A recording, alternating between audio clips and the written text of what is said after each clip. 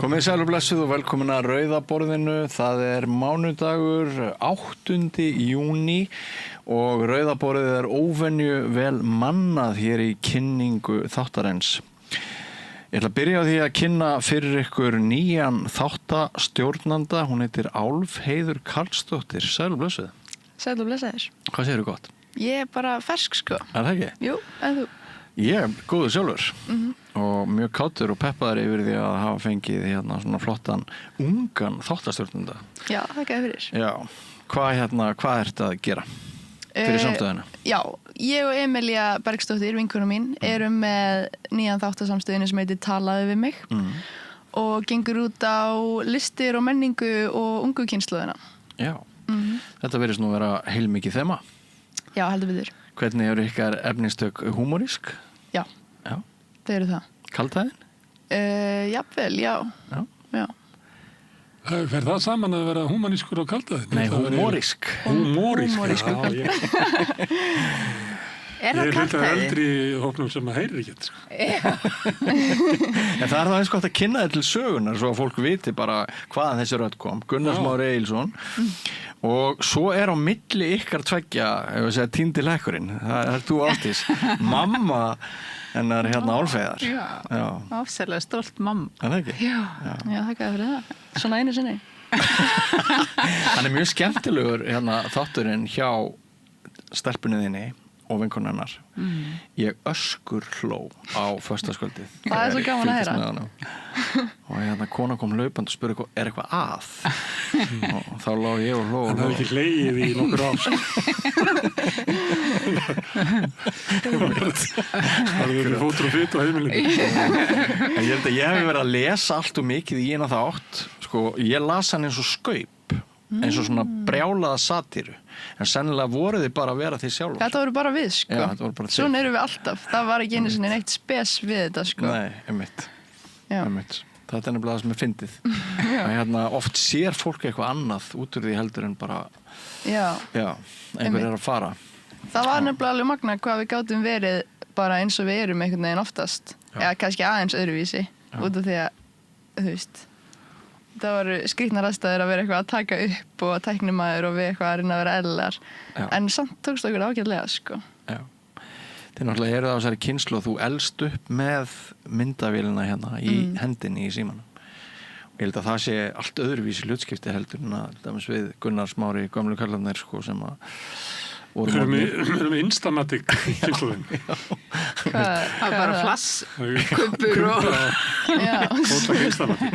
Já, bara olíumálverk. Bara áður en að hérna framkvæmdunarstofurnar komu. Ég veit ekki hvernig fór maður ekki bara í Hans Pettersen og kom svo bara jólin að segja þetta. Jú, það var sendt til útlandur og í framkvæmdum myndir. Ég held að það verið sendt til útlandar. Ok, yngri árum.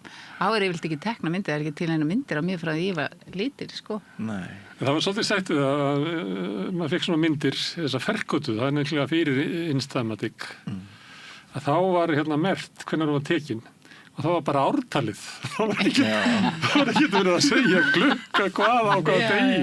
Það stendur bara 1963. Það var bara tekin ein mynd ári og það var fara á ljósmyndastofu, þú veist, kannski einu sinni á ævinni eða eitthvað, ég veit það ekki. Þannig að við erum svolítið forn hérna í hliðina. Ég á eina mynd af mínum. Ég ætlaði að vera eina myndir sem var tekin á hann. Það var svolítið gamall. Nákvæmlega. En hérna, þú barnabörnu þín, muni geta sýnt myndir af ömmu sinni við hvert einasta atvik lífsinnar, hvert einasta mat sem hún borðaði. Ég veit ekki hver á að horfa á þetta alls saman, kannski verður gervigrindin til þess að horfa á þetta. Sem bæði gjöf og gjald, það ekki? Vegna þess að það líka hamlandi að það sé bara til fótspor að manni myndrænt hérna. Alveg saman hvað átt að gera, það alltaf... Já, ætli það ekki. Ég líti ekki á það sem gjald í dag, en það verður eiginlega spes fyrir fólk í framtíðinni. Hvað bara fyllt af eitthvað vídeo að mér bara eitthvað, þú veist, að dansa á TikTok. Amma gamla ruglugullur. Já, það verður bara staðarlega spes, bara ef maður deyr fyrir jarðarförina, bara fara í gegnum milljón mynd, bara selfie af mér bara í bílnum, skilur, það skrítið. Já. En ég tók eftir í sko að því að þeir eru nýir þáttastjórnendur, þeir hafa ekki gert þetta áður eða Nei. En þeir voru samt eins og þeir hefðu alltaf gert þetta sko. Vá. Á meðan sko mín kynslóð ef það með segja einhver 61 árs gamall væri að fara í loftið með sinn fyrsta þátt þá yrði hann alveg svona stífur, þetta væri svo mikið mál skilurðu, á meðan bara svona búm og þá fór ég að spá, já, einmitt tæknin. Já, algjörlega. Þau skilur hvað ég við? Já. En pabbi þinn, Já. Hann er eftir hver? Karl Ágúst Úlfsson. Já. Þannig að þú ert dóttir Spaugstofu Sprellarans. Já. Og voru sketsar á heimilinu þegar þú varst ung? Já, eða þú veist, hann er náttúrulega mikill grínisti sko í bæði lífi og starfi. Já. En þú veist, ég horfði ekki það mikið á Spaugstofuna sko. Fólk er ofta eitthvað svona að referensa Spaugstofuna við mig eða... Er þú ekki ung í það? Hvernig hætti Spaugstofuna? Nei, hún hætti alveg þegar ég var svona... Hvað? 10 ára. 10 ára. 10 ára. Ég svona, maður kíkti af og til, skilur, mér fannst ekki það fyndi, ég var bara eitthvað barn, skilur. En fólk á mínum aldrei samt alveg mann eftir þessu og refar þetta við mig og ég bara þekki þetta ekki það vel. En ég þarf eiginlega að fara að gera heimaðurina mína, sko. Þetta er náttúrulega pabbi minn, sko. Já. En áður en við skiljum við núna í bili, viltu aðeins segja fólkinu sem er að hlusta á okkur núna uppleikið í þættinum og svona, já, bara svona struktúrin í hverjum þætti?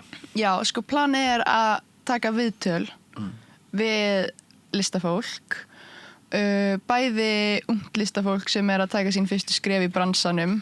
Við erum svolítið forvitin þau, sko, hvað fær fólk í dag til þess að vilja fara út í listina og hvar finna þið kjarkinn og inspirasjón og allt svo leiðis. Þannig að samstöðum verður plattform fyrir fólk sem að í rauninni vantar athygli. Já, jafnvel, sko. Bara ég held að það getur mjög áhugavert og svo langar okkur líka að taka viðtöl við meira svona established listamenn og listakonur sem að geta jafnvel gefið ráð og eru með einhverja reynslu sem að gaman að heyra frá. Já, og hver er bakgrunnur ykkar tveggja? Hverjar eru þið? Hvað eru þið að gera? Já, ég er í Listaháskólanum. Við vorum saman í MH. Ég var á Listansbraut. Og svo fór ég í myndlistaskóla Reykjavíkur í fornám og nú er ég í Listaháskólanum á samtíma dansbraut og Emilía er að byrja í myndlistaskólanum núna. Í myndlistaskólanum? Já. Kannski líka, þeir eru náttúrulega báðar búin að vera í leikhúsinu, búin að taka þátt í fullt af sýningum og einhverjum svona alls konar. Ég var í hljómsveit og Emilía er stílisti, hún hefur verið að sjá búninga í fjölmörgum þáttaserjum og leikritum og fyrir hljómsveitir og alls konar. Og svo er hún dropout trúður. Og svo er hún dropout trúður, sko, má ekki gleyma því. Nei, það er eiginlega best. Ekki gleyma því. Nei. Það er ágætis trúa dropout. Til margsu hvernig hún er. En þið verðið semst einu sinni í viku með þátt, er það á föstudagskvöldum? Já. Klukkan? 8 held ég. Klukkan 8 á föstudagskvöldum? Já. Heyrðu, bara frábært. Já. Ég óskaði til að hamingju með að vera lang yngsti dagskrárgerðarmaður samstöðarinnar. Já, þakka þér fyrir það. En hvað segið það annars? Hvernig er svona augnablikið að fara með ykkur Ásdís? Ertu bara peppið? Já. Það er bara, já. Íslenska sumarið? Já, íslenska sumarið og við að ræða hvernig við hættum á nikotíni. Vorum við ekki Ég laumaði upp mig tyggjói rétt að það er en upptakan hóst. Já, þú getur haft þetta upp í þér og á þess að fara að tyggja. Ekki með þetta í vörinni? Nei. Sko, sá sem að notar nikotín í vör, hann missir allan trúverðuleika, hann verður eins og kanina. Já. Og það náttúrulega bara ekki fyndið hve margir Íslendingar halda þeir hafi trúverðuleika og eru svo bara orðnir allt í eins og kanínur. Það okkur segir að kanínur hafi ekki trúverðuleika? Þetta er góða punktur. Já, það er. Já. En við sem að trúverðuleika að tyggja, svona tyggjó sem þáttastjórnandi. Já, ég hugsa það. En ekki, þú missir ekki allan trúveruleika eins og þeir sem eru hérna með kanínulúkið, þó þú hafi komið til varnar kanínu. Já, kom svolítið flattið á mig. Já, var þetta fordómar? Kanínur, ég er bara að vera að velta fyrir mér að maður hitti kanínu og hún vildi segja mann eitthvað, hvort að maður legði trúna og...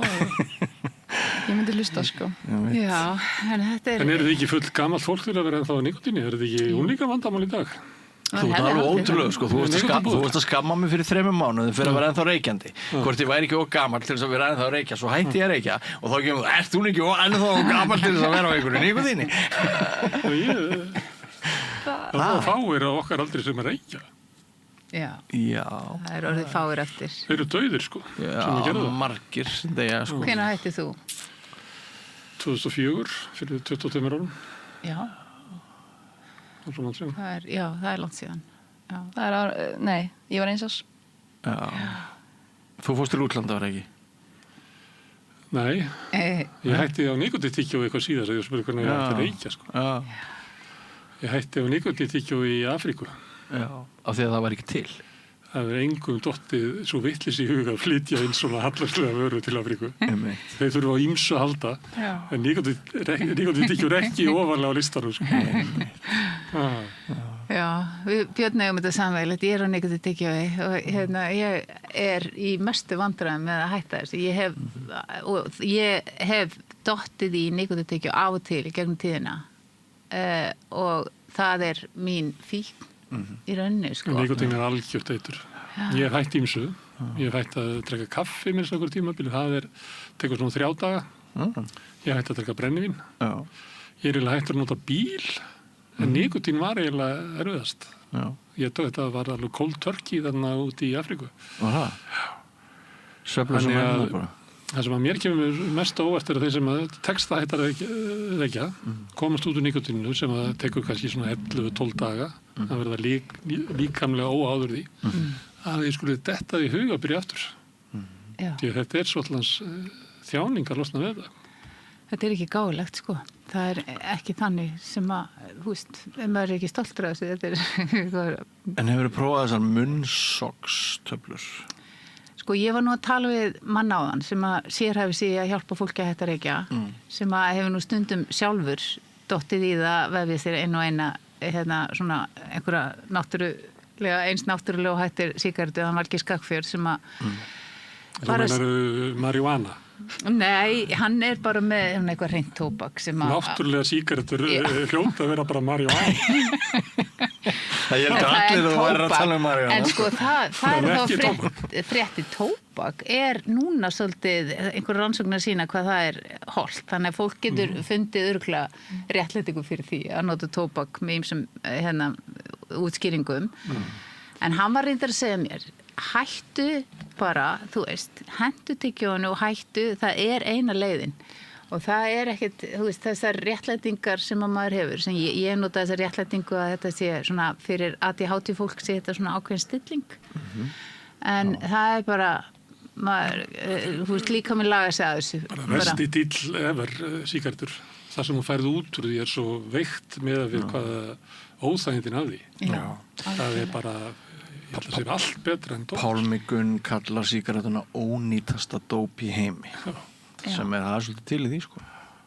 Það er ekki margir á þínum aldrei sem reykja. Nei, það er allir með í vörunni. Já, það er allir með í vörunni.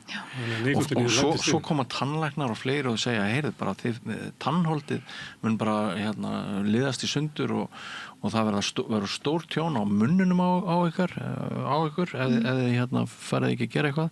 Og þaðan fer fólk í þessar munnsogstöflur, skilst mér. Ég hef aldrei heyrt um það einu sinni. Það ekki? Nei. Ég held sé bara rétt að byrja. Já, ok. Já.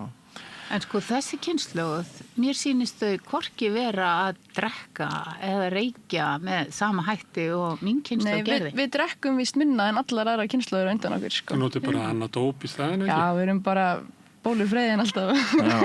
Er það? Nei. En myndi að þykja stórmálið væri einhverju partí og fólk væri reykja annarkvæmt marihuana eða hass, væri það eitthvað mál eða? Nei. Fólk reykir það bara út á götu. Ég segi það. Finna svolítið marihuana. Það hefur orðið breyting, sko. Ég vil fá meiri upplýsingar um það. Ég trú ekki að... Eru þið að nota fíknefni? Þínir vinn. Getur þú summað núna, Pétur, Ég er að fara að verða að brauða þetta tjald hérna, sko. Nei. En ég hef ekki heyrt þá umræðu. Nei, en það er samt alveg, þú veist, við drekkum minna en kannski, ég veit það ekki. þú veist, en málið líka að við erum ekki jafn, sko, félagsleg og aðra kynslóðir, það líka það sem þetta hefur að gera með. Hvernig þá? Þú veist, við vorum bara í ykkur rugli í COVID og allir í tölvunni og skilur við, bara mistum eitthvað þroska. Þannig að við erum ekki jafn mikið að fara í partí einu sinni og þú veist, dett í það eins og þau voruð öll bara skilur í því. Eða ekki? Já, sko, ég er ekki að hvetja eitthvað til þess að fara í svoleiðispartí en mér finnst það áhugavert. Hvaða partí er þetta að tala Ásdís? Hvaða partí hvetur hann að sem hún myndir alls ekki vilja. Við myndum þetta að vera gott efni í þátt sem partí sem ég fór í sem ég myndi alls ekki vilja að partí mín fari í. Já, einmitt. Ég heyr að Pétur er búin að lægja fram með, hann manur glögt í einhverjum partíum. Okkar góði tæknimaður. Já, einmitt. En sko, já, en þetta í það dæmi er ekki í gangi. Ég var svo ánægð með það. Já, það eru góða fréttir, sko. Já, það eru góða fréttir. Það eru tvær ástæður. Það er bæði við erum minna félagsleg og við erum meira, sko, health conscious. Það er svo setja vísingur og rannsóknir. Er þetta Já, bara vita? ég veit ekki hvort það sé bara orðið á götunni. Þeir eru líka meira útlitsmeðvituð, er það ekki? Jú, 100%. Heldur en nokkur önnur kynslóð sem það. Búa yfir gríðarlegum aga af þessu endalausu athygli sem að fólk þeir eiginlega verra heldur en einhver hryllingsmynd af einhverju smáþorpi þar sem allir eru linnulust undir einhverju athygli. Já. Þetta er náttúrulega valla hægt að lifa við þetta. Já. Og þú ert ekki að grínast þarna? Nei. Útlitsathygli, eða þú veist, Það er bara athygli, öllu sem þú gerir, sko. Þú ert alltaf fyrir 100 manna fótum. Já. Ég geti trúið því að það væri bara mikið álag. Jú. Já, þú veist, svo ræður maður alveg smá hvort að maður sé konstantli undir, þú veist, smá sjóni. En vinur ykkar sem var í viðtali í fyrsta þættinum, textin hans þarna eiturlyf. Já. Hvað segir hann aftur? Ég nota eiturlyf á hverjum degi. Já, og segir hann ekki líka eiturlyf eru góð? Eiturlyf eru góð? Nei, ég manna ekki. Þetta var þetta á samstöðinni? Nei, er að gerast? það var ekki á samstöðinni. En ég semst fór á TikTok og tekkaði á þessum gæja sem hann var í viðtalinu hjá þér. Já. Og ég hugsaði með mér, mér finnst þetta bara fyndið. En ég hugsaði með mér, þetta hefði aldrei verið leyft fyrir 10 árum, sennilega ekki fyrir 5 árum heldur, og það hefði orðið allt brjálað fyrir 20 árum, sko. Já. Þannig að frá þessum punkti ályktaði ég að viðhorf gagnvart eiturlyfjum, fíkniefnum, dópi, það eru mörg orð yfir þetta, það væri svona aðeins meira lús, ekki bara hjá þinni kynslóð heldur bara alla leið upp, sko. Af því að við sjáum öll að notkun ungmenna á sem sagt hvað er aftur samheitið yfir bæði fíkniefni og bæði áfengi og fíkniefni, hugbreytandi efni. Já, hugbreytandi. Já, við sjáum að þetta er í rauninni miklu skárri menning heldur en var hjá okkur eins og þið voruð að tala um. Og verðum við þá ekki bara umburðarlindari gagnvart öllum tegundum af hugbreytandi efnum? Það er mín spurning. Ég veit ekki. Ég er örugglega með ótta gagnvart fíkniefnum.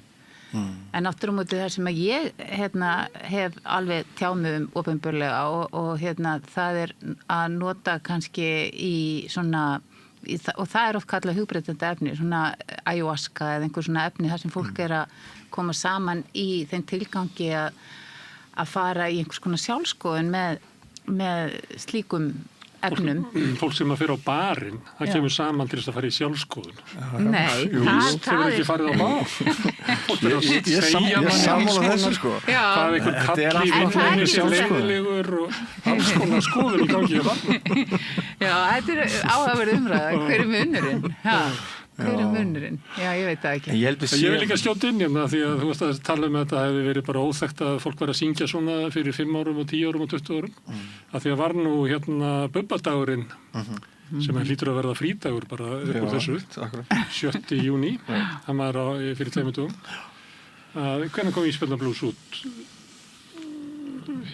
Ég ætlaði með kíló að hassi út í náttúruna og fíla grasi þar sem að grær. Þetta er ort, 78? Já, en þau bönnuðu hann líka í Ríkisútvarpinu. Þau spiluðu ekki plötunar, það var allt brjálað. Blöðin voru með heilsíðu úttektir og hann mátti ekki tjá sig með þessum hætti. En það fór vel fyrir Ríkisútvarpinu sem hann nýtur ekki mikils velvíla. En Bubbi er bara, ég er bara Hann er á tóknum. ótrúlega þjóðuti á árin. Já, Það akkurat. er satt. Bara á pari við Vigdísi og Já. Hann náttúrulega fór í skóla að segja ungu fólki frá sinni neyslu og að það ætti ekki að fara að nota dóp. Nei. hann var gagnrýndur fyrir það. Já, það fólki fannst hann kannski líka bara fannst spennandi að fá að fita í fótspor Bubba. Það er ekkert mál að fara í dópið ef maður endar svona. Já. eins og Bubbi. Þetta var sagt, ég veit ekki. Já. Svo var náttúrulega Bubbi fallinn, hérna Bubbi hefur kaflinn. náttúrulega gagnrýndur fyrir allt. Það var rosalegt, sko. Þegar hérna Eiríkur á DFF birtir mynda á honum með sígarettu og Bubbi, af því við erum að tala um tóbakið á Já. hann, og Bubbi var svo reiður að hann fer í mál við Eirík Já. og hérna tapar því. Hann mátti segja, Eiríkur Hann mátti fallinn, segja hann fallinn á DFF og Bubbi var í nikótínbindin. fallið. Já. Á nikótínbindin, hérna reyngjabindin. Já. Þú mást ekki eftir þessu? Nei. Það hljóma rosalegt. Já, þetta er svakalegt. Já. En hérna, mörgum reynist erfitt að vera til án einhvers. Já. Og við erum eins og þú segir, þið ungu krakkarnir eru rosa mikið á nikotíni á sama tíma og þið eruð voða lítið alveg dauða drukkin eins og við vorum frekar, sko. Og hérna, hvenær skildi renna upp svo stund að við getum bara verið einhvern veginn hvílt bara eini sjálfum okkur og þurfum ekki neitt. Ég reyndar sko verð ekki háð hlutum. Er það ekki? Nei, sama bara hvað ég reyni sko. Ég get hægt að drekka kaffi, ég get hægt að borða sykur. Ég er ekki með nikotínfíkn. Þú gerir eitthvað rétt þarna. Ég verð ekki háð. Já, og þú ert óbúslega, sko, við erum stundum að reyna spillinni með því að kannski fá sín kökubita eins og við vorum í hádegismat í dag, hérna á veitingahúsi við mæðgurnar og ein systrinni viðbútt og við fengum okkur svona gulrótarköku og kaffi. En ekki, Nei. ekki þú. Maður verður að vera skinny legend sko. Skinny legend. Fyrir samstöðina. Já, fyrir samstöðina. Það gengur ekki að vera á En þessu ekki köku. háður svona netinu og Jó, ok, það er kannski... gratification sem maður fær þar. Jú, En Þetta var það sterkasta netið. Nei, dópið. Er það? Ertu háði?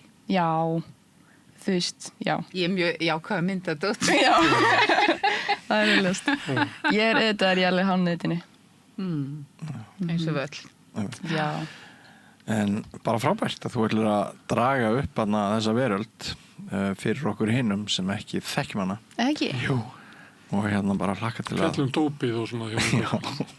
En það er annar heimur, þú veist, þetta er mjög áhugavert að allt sem að þið standi fyrir, þið eru með öðru sér heilastarfsemi út af örgulega því að ólist upp með sífum og tölum og svona, þá hafa bæst við þarna einhverja rásir. Taugakerfið Já. hefur breyst eftir farsíma Þetta er byltinguna. bara allt annars konar Þetta er fólk. fyrsta kynslóðin sem að mælist í með greindavísitulega lægri heldur en þetta voru fréttir í allan vetur. Er það staðarhend? Þetta er ekki brandari? Þetta er ekki, ég er ekki að tala um þig. Nei, þetta er ekki sko.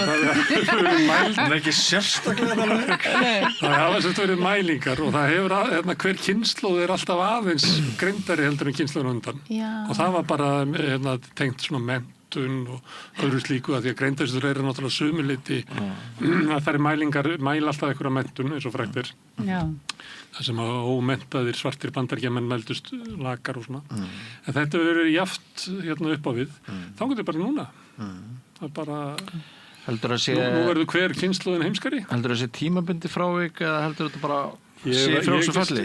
gerði ekki þessar mælingar. Sko gervigreindin Eina sem ég gerði var að lesa þetta. Gervigreindin mögulega gerur okkur heimskari og heimskari vegna þess að sálfræðingar og margir fleiri segja heilin er vöðvi, þú verður að nota hann, þú verður að æfa hann. Þau eru að nota en Þessu öðru. símanúmer. Já, þú ert að Símanúmer tala um mannst þú? minni. Hvað símanúmer mannst þú? Þú ert 2863. Ég man ennþá síman heima. Maður man bara símanúmer sem maður mundi fyrir aldamót. Maður man engi símanúmer eftir aldamót. En fyrir aldamót þá var maður með fullan heila af símanúmeri bara í hinu og þessum. Ég held að það sé gott sko, að ég veit hvað þú ert að fara að segja, við erum að nota öðruvísi og við erum búið flott en við mættum held ég alveg vera duglegir að gera einhverjar þú veist, þrautir, ég veit ekki hvað fólk var að gera. Minnisþrautir og eitthvað. Já, krossgátur eða eitthvað skilur, við erum ekki alveg... Já, svona þessi kognitífa þáttur, sko, þessi vitrani, en þetta er mikið áhámál hjá mér og ég, var nú að stúdera það á sínu tíma, is the left brain always right, er svona bara konsept í menntunarfræðunum, út af því að við vorum svo upptekin af vitræna þættinum. Og ég til dæmis var mjög spennt fyrir því að þjálfa með mér það sem er hægra megin. Í hægra heilahveli eru í rauninni svo mikilvægi þættir sem við höfum vanrækt, sem að ég held að óvirtar hugsanir. Bæði svona sköpunarkraftur, skapandi hugsun, það er tilfinningagreind, félagsgreind, alls konar svona flæði og aðri þættir sem að þú veist, þau hafa kannski meira og ég er alveg sannfærð að það eru allir með svona svipa mikið, það er bara að hverju, það er spurning hvort það sé til vitrani eða félagslegi, og nú er talað held ég bara 12 greindir, þannig að vitsmunagreindin er bara einn partur sem að er mældur í greindaprófum. Ég hef ekki þessi trú á unga fólkinu, sko. Ég hef ekki trú á fólki sem að finnst bara eðlilega langt SMS vera frekar langdrið. Það hefur ekki lengra athyglisspán heldur en það. Þetta er rosalega langdrið SMS.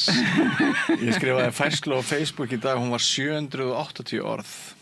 Er það ólangt? Hvað er 780? Það er ekki bara hana. Það er svona. Hvað er það stórt? Það kemur svona símor. Já. Jakob Bjarnar var kallaður þetta símor. Af því að hann skrifaði svo langt. Þangað til þú kendir honum að stytta. Nei. Hann hefur sagt það sjálfur, skrifa status um það hvað það hafi verið blóðugur en góður skóli þegar þú varst alltaf að höggva hann í spað. Styttan. Það var ekkert sem ég kendi honum, bara sem að manni var kent. Já, þetta var... Já. Við höfðum tök á því að segja sömu söguna annarkvort í 150 orðum, 300 eða 700 orðum. Og þú hefur eitthvað mist þennan hæfileika, veist, þú skrifaði 700 orða. Mér var mjög mikið niðri fyrir. Mér finnst þess að gaman að skrifa mjög langt á Facebook. Já. Það sem maður má ekki, sko. Það er mitt. Finnst það gaman? Já. Skrifa góða písla. Það er yfirleitt gaman að lesa. Svo er líka eins og við erum oft einhver segir, hvað er alltaf já, gaman á samstöðinni, það er svo löng vitun í okkur og þá segi ég alltaf ímyndaði bara að þegar þú ert búin að fá nóg að ég segi, já því miður komast ekki lengra og slagstu þú veist, þú þarft ekki að klára sko. Þannig að ég stundur skrifa eitthvað svona langt á Facebook, kemur eitthvað svona kall og skrifar þetta er alltaf langt bara hætt að lesa bara skamma mér Það er í boðinu Hvað gerir þessi maður ef hann fyrir á hlaðborð situr bara við hlaðborð og reyna að geta allt Já, klára allan Já Þú þarft ekki að bara lestu það svo vilt og farið svo bara nákvæmlega, enginn að neyða þig til neins Þess að ég veist ekki hvað ætlar ekki að fara að sofa nei, ég á eftir að lesa Facebook Það er ekki alveg þannig Heyrðu, en við erum í mánundags galsa en við þurfum víst að fara að kynna efni þáttarins Það er líka gott efni þess að við erum að hefja þessum sem ég held reyndar að ég held efni sé alveg bara í góðu lagi og við byrjum á umfjöllunum HM sem í fótbolta sem er handa við hornið og þar er nú hinn frægi íþróttafréttamaður Víðir en ekki Sigursson sem að Moggin er nýbúin að reka sennilega hann sagði hann upp svona alveg á síðustu metrónum í starfsæfinni enni dæmi það hvað Moggin er anstíkilegur furðurætt blaðamógin og bróður þinn sem er mikill fótboltaáhugamaður ekki satt? Ég get svarið, hann horfi á íslenska boltan og enska boltan og alls konar. Er það síðasta sort það sem horfir á íslenska boltan? Ég hef oft hugsað að við getum nýtt allan þann tíma sem að íslenski kallmenn nota í að horfa á enska boltan. Já. Við værum búin að leggja þessa Sundabraut fyrir löngu. Við værum búin að gera ótrúlega afrek. Það er ótrúlega tímaðislega eða gólfið. Já. Það var maður sem sendi mig það að golfvellinni bara í nágrinni Reykjavíkur þeir eru með 3 meira landflæmi heldur en Reykjavíkurvöllur Já, er Svo það? hefur við alltaf að taka þátt í því að rýma Reykjavíkurflugvöll til þess að geta byggt þar. Við ætlum að byggja á hvað þessum gólfvöllum. Þetta Svo er við komum nú með óvinnsarlega skoðun. einmitt. Já. En þetta er einn þrautreindi Sigurjón Magnús Egilsson sem að spjalla semst við Víði undir heitinu Bekkurinn. Dettur í hug þá talar fótboltann að einn fyrsta spurningin sem kona mín spurði mig þegar við kynntumst 2004 það var hvort ég væri eins og hinar íslensku bullurnar bara, þú veist, inn í stofu á laugardögum, kveikja sjónvarpinu og horfa á fótboltann. Það var bara lykilspurning. Já, það er lykilspurning. Já, það er lykilspurning. Já. Þú ert sammála því. Og fyrir einhverja náð, þá tókst Björs að ljúga því hann var eftir hann. Ég hef aldrei hort á sjónvarp á laugardögum á íþróttir. Þannig að ég þurfti einhvað að ljúga. En mér finnst þetta nokkuð gott sko, að maður náttúrulega hefur oft velti fyrir sér hvað við sem samfélag förum á mis við margt ef allur þessi tími sem kallar setja í alla þessa fótboltaleiki í sjónvarpinu. Ef tíminn færi í eitthvað uppbyggilegt þá getum við gert stórkostlega hluti. Mér finnst þetta svo forvitinlegt að fá svona mikið áhuga á liðinu sínu og kannski er eitthvað í þessu sem ég skil ekki en ég velti í stundum fyrir mér þegar ég heyri menn sem þekkja fótboltamennina svo vel að þeir vita eiginlega allt bara hvernig þeim líður jável en þekkja svo ekki börnin sín. Einmitt. Það er eiginlega þetta sem er svo furðulegt og maður erfitt að skilja. Stórmerkilegt. Mér finnst það samt svolítið fallegt að karlmaðurinn sé svona einfaldur að þú getur bara kveikt á enska boltanum og rétt honum bjór og þá líður hún bara vel. Já. Já, ég sammála. Því konur þurfa að hafa miklu erfiðara og ykkur vel. Já. Þetta tryggir ykkur líka alltaf yfir okkur sko. Þetta er náttúrulega ekki greindasta típa í heimi með bjórinn og horfa á sjónvarpið. Það er hægt að hafa áhrif. Það er að stjórna þessu dýri. Sem svona minkandi grind. Heyrðu, síðan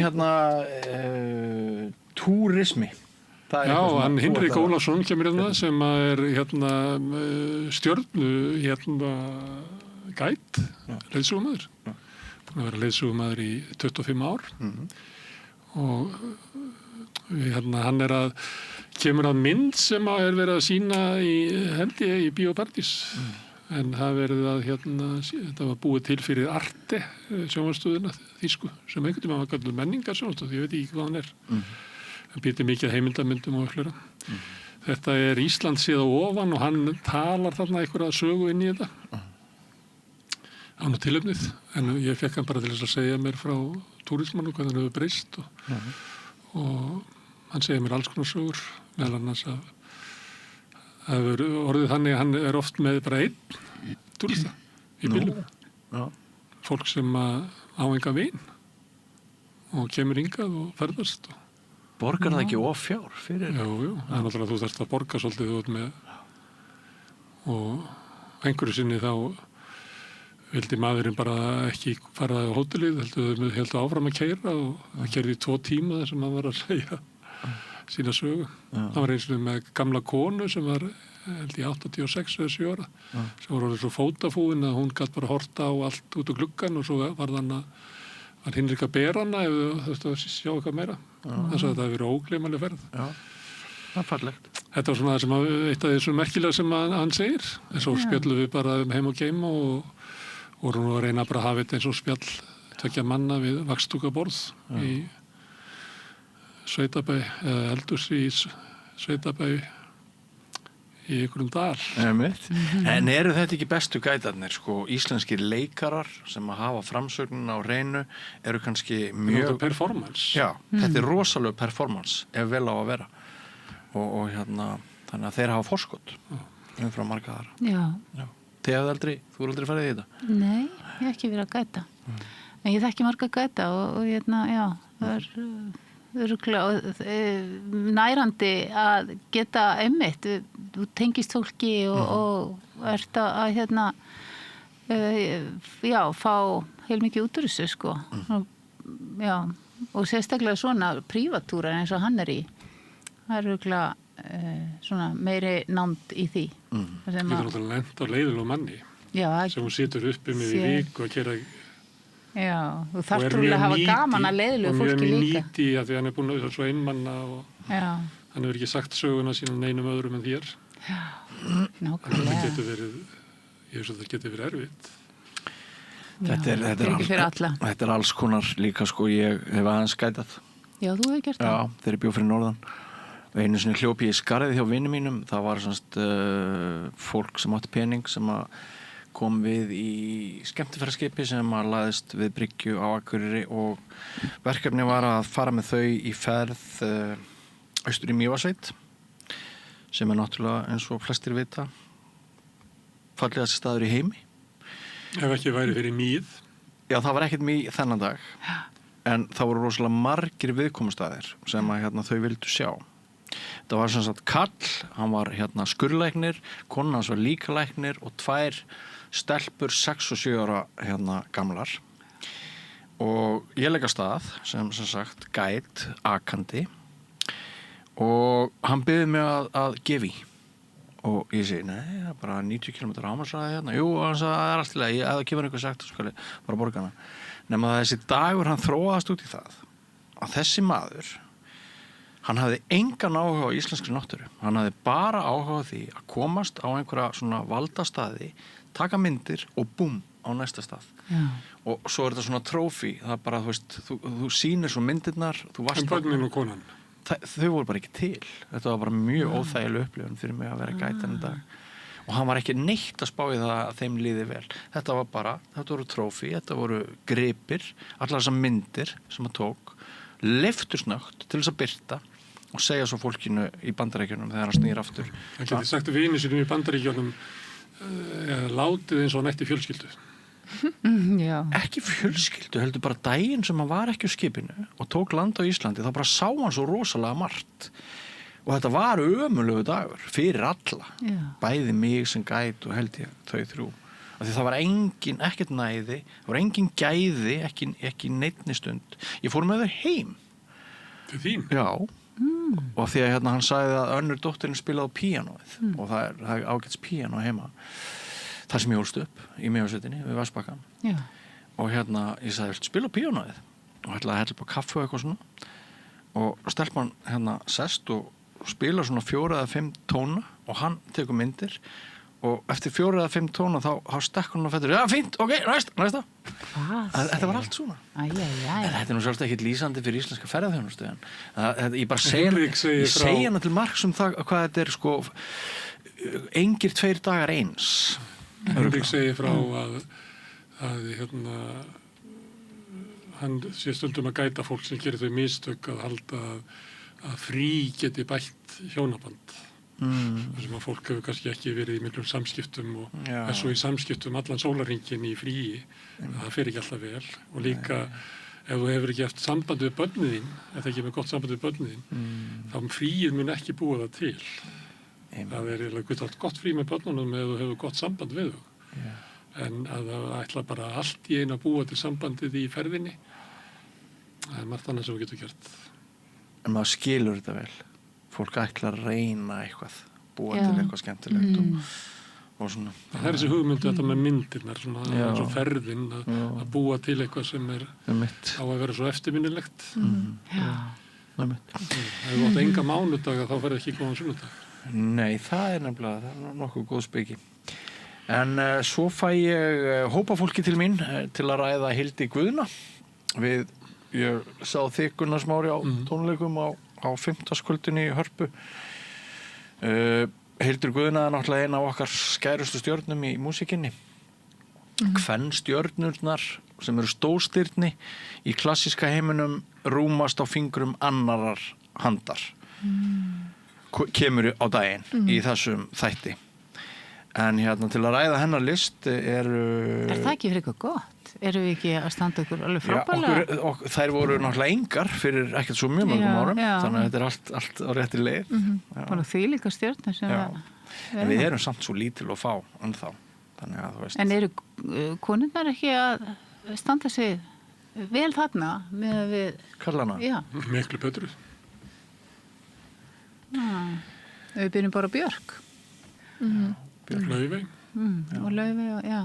Og hver er fleiri? Það er ein sem er langstærst, heitir hún Karolín Anna. Anna Þorvalds. Einmitt.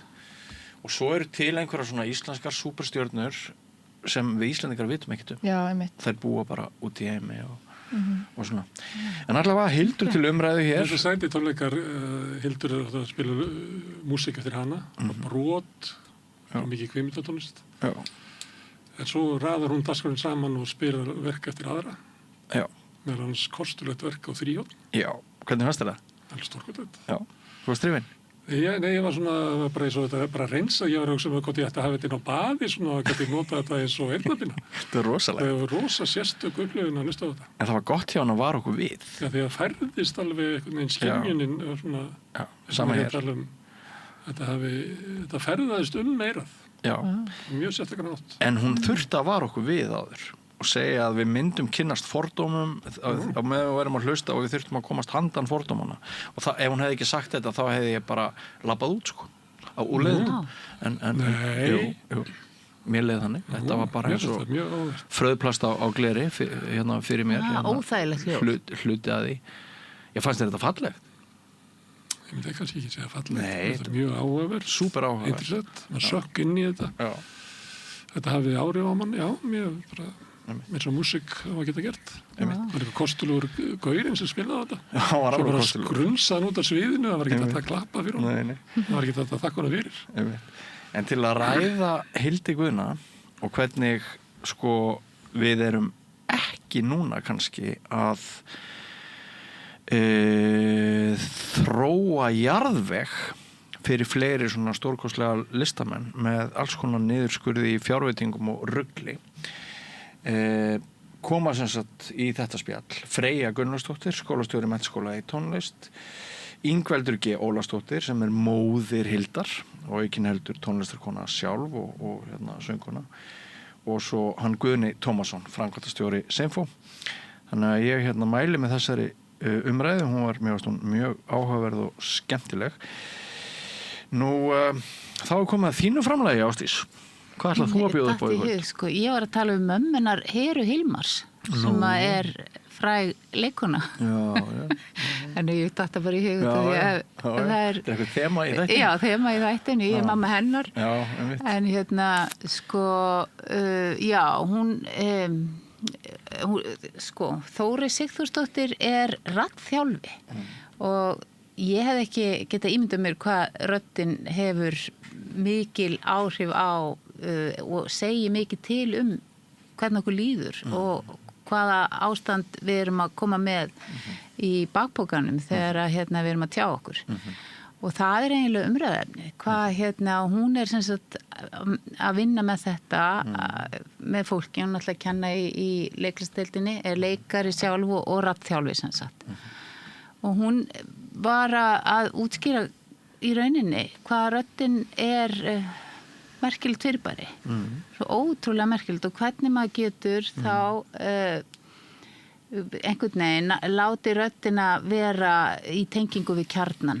Hvernig við getum verið að tjá okkur svona með þessum svona einlægni og styrk sem að skipti máli og hún segist geta lesið sálarástand fólks bara með því að heyra það tjá sig. Þannig að þetta er nú svona Segðu og ég skal segja þér hvað þú ert. Já. Ég tengi nú sko við þetta, ég dæmi fólk að því hvernig það tjáu sig og ég meðtek umhverfið helst í gegnum eyrun. Bara eyrun eru mitt langsterkasta skilningavit. Miklu sterkar heldur en augu og mér finnst rödd einmitt skipta öllu. Bæði röddin sjálf, tíðnennar og beitingin og orðaforði og hvernig fólk formar sína málsgreinar. Þetta er það tæki sem að ég nota mest til þess að raða og flokka eins og við erum alltaf að gera. Hvort sem okkur líkar betur eða verð þá erum við alltaf að raða og flokka því fólki sem við hittum. Já. Tengið ekki við þetta? Jú. En samt sko, ertu að tala um þegar fólk er bara að tala eða þegar það er að syngja? Já, bara bæði. Já. Ekki síður í samræðum, sko. Já, einmitt. Jú, ætli það ekki. Ég samt held í dæmi frekar mikið út frá augunum, sko. Já. Já. Einmitt. Já, ég átti mikið á því, en það er fullt í þessu og ótrúlega mikið og margt áhugavert sem hún var að segja sem að kom mér á óvart. Hún er í rauninni ekki að tala um það, en hún er samt að tala um, sko, þú veist, það er ekki gott að klemma röddina og ekki, þú veist, þetta hvísl og bæling sem að, maður, sér alveg fyrir sér. Og það, það að vera með raddstyrk og hvernig maður gerir það með því að nota öndun og stuðning, náttúrulega, maganum, að hvernig það, þú veist, það er eitt sem mér finnst líka áhugavert sem hún segir, þeir sem eru öruggir með eigin tjáningu eiga miklu auðveldara með að hlusta. Þannig að sko þeir vita að þeir geta komið stað, að þú veist, það verði hlustað á þá eða þeir taka til máls. Þannig að það er alveg... Hinn þetta ekki að hlusta, þeir eru bara að bíða eftir því að koma stað. Það er oft þannig, því að við alveg... það er nú oft þannig. Hitt þetta virklustun, það er búa til sérstakt nafn yfir raunverulega hlustun. Já, það þurfti að búa til nafn. Það er hinn hlustunin er eiginlega bara fólk er að bíða eftir að koma stað. Ég misti röddinni í vetur og hún er ekki alveg komin. Nei, hún er ekki alveg komin. En ég var að hugsa daginn að því að þá kemur svona maður og heilsa mér. Ég kemur ekki upp úr mér, sko. Þannig ég þarf að tala í smá tíma áður en röddin kemur. Þannig ég var að hugsa, þú veist að segja þetta, hvort ég geti eftir eitthvað til þess að röddin virki strax, að því að það gengur ekki að það er alltaf eins og ég sé ekki að heilsa neinum. Ég kemur ekki upp úr mér svona fyrstu halvu mínútuna. En fyrir mann eins og þig er þetta sennilega, sko, þinn versti ótti að missa röddina? Nei, ég fer alveg í gang, sko, ef ég byrja að tala. Þetta er bara... Þú hefur nú gaman að því að nota röddina og tala? Hvað segir það? Af því ég hef hlustað á það á samstöðinni hérna. Ég veit, þessi meira gaman að skrifa heldur en að tala. Já, það. Þannig að þessa dagana alltaf. Já, mitt. En áhugaverðum það. Við vitum hvert að fara. Hérna þurfum að læra að tjá okkur betur og laga. Ég fór einu sem í röddverðun. Manni ekki út að hverja það var. Það Gunnar Eyjólfssoni. Já, ég líka. Og hann kendi eitthvað, ég kunni eins og þetta sem hann átti alltaf að vera að tala. Það kom svona margar runur sem æfa, sko, skýrleika. Tala með svona, einhver tappa upp í sér. Það var eitthvað rosa mikið hvort að maður var að tala hér eða hér. Já. Það var rosalega á móti í svona köllum sem að láta druna í sér, sem er svona ákveðin aðferð sem að fólk heldur sér sterkrödd. En er umverulega bara að þú ferð með hana nógu aftalega þannig að drunar í henni. Ég er nú að rifja upp það sem að Gunnar var að segja. Það var ótrúlega skemmtilegu kennari. Það var það. Það var skemmtilegur. Sko það er einn veðurfræðingur sem er ekki með röddina með sér og mér finnst bara miklu erfiðar að trúa veðurspáni. Þannig að þetta skiptir þegar við veðurfræðingur væri með svona nikotínbúða líka og væri svo kanina. Já, það er nú meira ástandi. En þá nú bara eftir eitt atriði það sem við ætlum að byrja þáttinn á og það kallast sprengingar og það virka voðalega spennandi en það er ekki eins spennandi eins og fyrirsögnin bendir til. Þetta er sprengingar meirihluta í sveitastjórnum. Já. Hvað haldið að hafi sprungið margir meirihlutar frá 2002 til dags í dag, svona cirka, á Íslandi? Óheyrilega fjöldi, sko. Á einhverjum 20 eitthvað... Já, 24 árum. 4 árum, já. 40. Já, ekki ætla ég að Þeir eru með 20 og 30, þannig að... Já. Það er óheyrilegt. Það voru meirihlutar að springa bara rétt í aðdraganda kosninganna, eða ekki? Þeir geta sprungið bara daginn eftir. Jú, það eru til sko staðir með mjög mikla virkni undir jörðum manna sem kippast líka til í pólitíkinni öðrum næmari þar sem meirihlutar eru alltaf að springa eins og Grindavík. Já, er það virkið?